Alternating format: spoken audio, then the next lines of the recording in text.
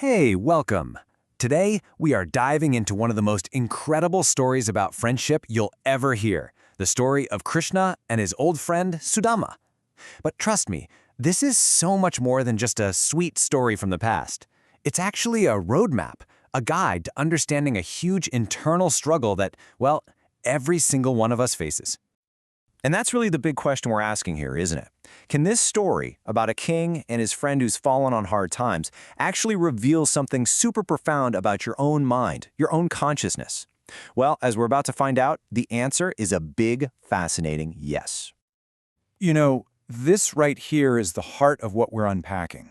The idea is that some connections, some bonds, are so ridiculously powerful they act like a bridge, a direct phone line to the very core of who you truly are. All right, so let's set the scene. Our story really kicks off with two main characters.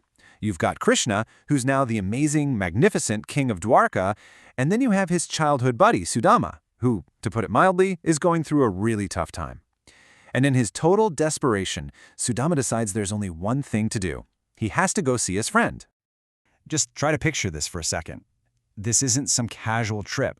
We're talking about a man walking for miles and miles, with no shoes, on an empty stomach, wearing nothing but rags. I mean, every single step he takes is a testament to how desperate he is. But it's also a testament to his incredible faith in the friendship they share. So, after this absolutely grueling journey, Sudhama finally gets there. He arrives at this magnificent palace, but there's no welcome wagon. Nope. Instead, he finds this huge obstacle standing right between him and his friend, the royal guard at the main gate. And you can immediately see the problem here, right? On one hand, you have how Sudhama looks. I mean, he looks like a beggar. But on the other hand, you have this wild claim he's making, that he's a personal friend of the all-powerful king. For the guard, it doesn't compute. The two things don't add up at all. So the guard does exactly what you'd probably expect him to do. He literally laughs in Sudhama's face and just tells him to get lost. And this is that crushing moment of rejection. The outside world is taking one look at his appearance and telling him, "You're not worthy." Okay, but here's the twist. This is the exact moment where the story stops being just a simple tale and turns into this deep, profound metaphor for what's going on inside our own heads. Because this whole scene, it's not just happening outside a palace, it's happening inside of us. So what if the guard isn't really a guard? And what if Sudhama isn't just some poor guy, and Krishna isn't just a king? What if this entire story is actually about you? About the different parts that make up your own consciousness? And boom, this chart lays it all out. It's brilliant. Sudhama, he represents your true self, your soul or Atma.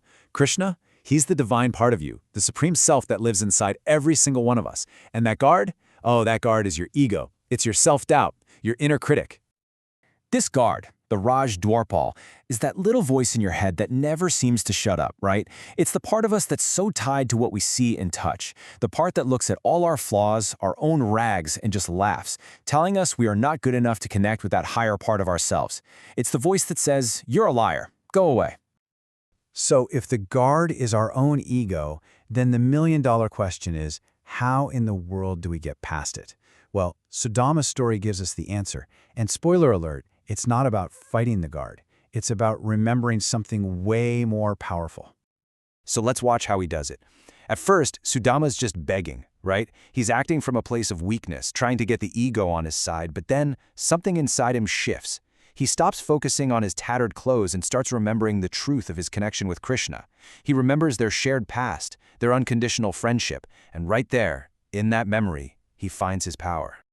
And listen to this new message, because it's a total game changer. He's not begging anymore. He is giving a confident instruction based on who he is. He doesn't say, "Tell him a poor man is here."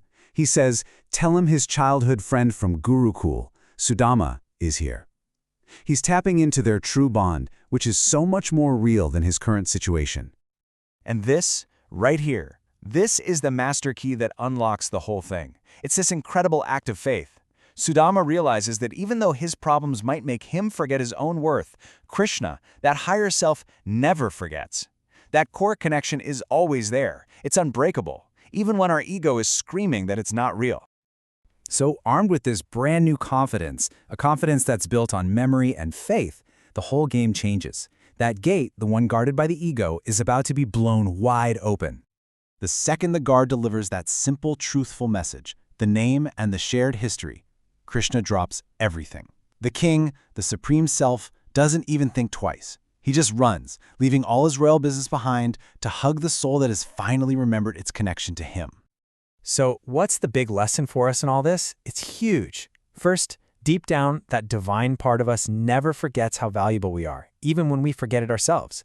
Second, the way to get past that inner critic isn't to pick a fight with it, but to just go around it by remembering our true nature. And finally, we don't need to earn our worthiness. We just have to remember that it's already there, and it's been there all along. And that brings us to a final thought for you to take with you. What is the voice of your inner guard telling you?